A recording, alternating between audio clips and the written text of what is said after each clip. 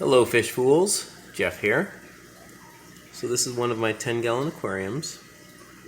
This tank is home to my wild guppy colony and a group of peppered corydoras. There's some of the peppered corydoras here. And just recently, after a water change, I noticed the peppered corydoras were spawning, and I collected some of the eggs.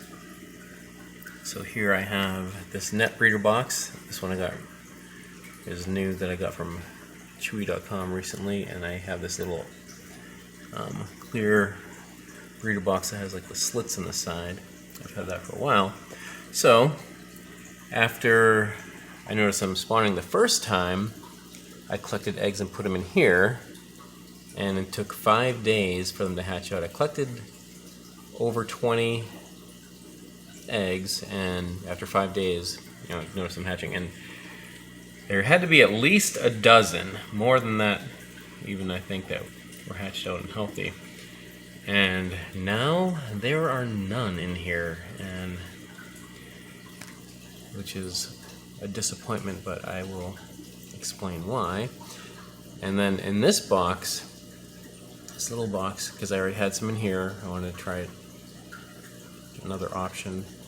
So 2 days later, the first time I noticed them spawning, they were spawning again. So I collected more, and it was half a dozen eggs I put in here, and I do still have. So it took these 5 days also, though these eggs were laid 2 days later. So these were, you can see, here's some of them right here that are hatched out. And that would have been, I think, 4 days ago as of right now, but since those hatched out. And now looking in here, I think they're still been spawning more, because here's some more eggs. As I collected eggs, I left some of them just on the glass. I didn't collect them all, so I would try 3 different ways to hatch out in this breeder box, hatch out in that breeder box, and then just see if any could hatch out and by chance survive. They might be spawning as we speak.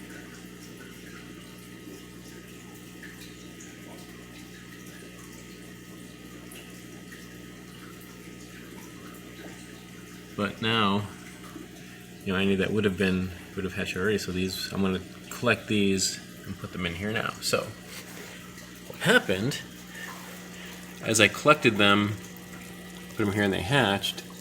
But this breeder box, this one, as it is, it's above the water line at the top, has a suction cup right here, and I just have this resting on the ledge so it remains above water line. But then I came home a couple nights ago, and the suction cup desuctioned, and the top of the box was below the water line, and all those, at least a dozen of them, were all gone.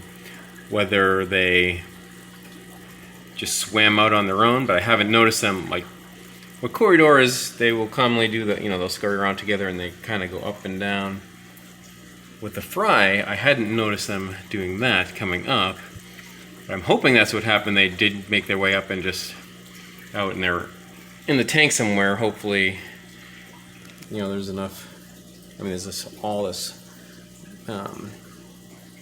this huge portion of Java moss here that should provide cover, and I put some, what I had left of catappa leaves. There's some catappa leaves, like little shreds in there that can, there's a couple pieces here. I don't know if that would be enough, but for them to hide under as they're small. So hopefully that's the case. There's also the possibility that a guppy made its way in and could have eaten them. But it could have done that, and still, like, below the waterline, guppy could have swam out. But there were no guppies in there when I was checking. So I'm not sure if they got eaten or if they just made their way out or what. And let's see.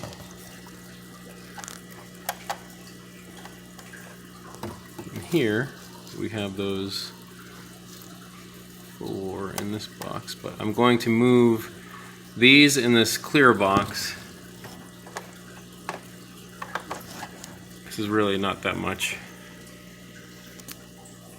room to just like have it secured like this, so just to be certain that it stays. Yeah, you can see them over here. So there's 4 of them, and there's another that's like either deformed or like what I thought when I first saw it, it was like moving around, like it was still alive, but it looked like it was still struggling to make its way to get fully out of the egg. So I don't know how that is, but one of them in there is like that. Yeah, I'm gonna move these in here, and I'm gonna collect some more eggs and put them in here, and hopefully I don't have any mishaps, and this can just stay above. And because I really want to try to successfully raise some corydoras. I've had a couple failed attempts before with pygmy corydoras and my emerald green corydoras in other tanks. So yeah, so that's what's going on here.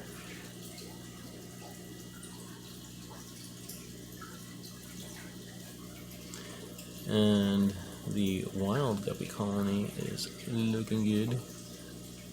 They are, you know, some of the males are, their tails have evolved. This is like a 3-year-old, this colony. And some of them have more like fancy guppy dorsal fins. So they're, yeah, it's like they're evolving from wild guppies to fancy guppies.